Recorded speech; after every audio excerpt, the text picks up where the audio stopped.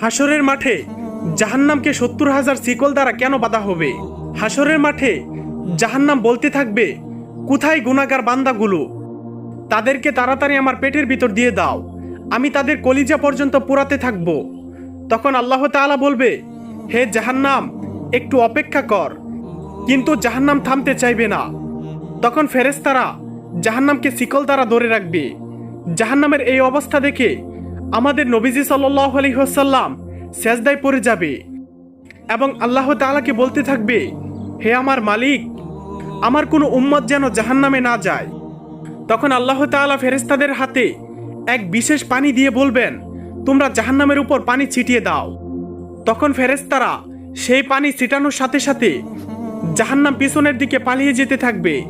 তখন ফেরেশতারা বলবে, হে মালিক, এটা কিসের পানি? তখন আল্লাহ তাআলা বলবেন, এটা জমজম বা কাউসারের পানি নয়, বরং এটা আমার বান্দার চোখের পানি।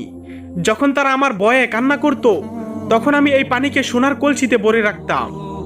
কারণ জাহান্নাম সব সহ্য করতে পারলেও আমার বান্দার চোখের পানি সহ্য করতে পারে না। সুবহানাল্লাহ।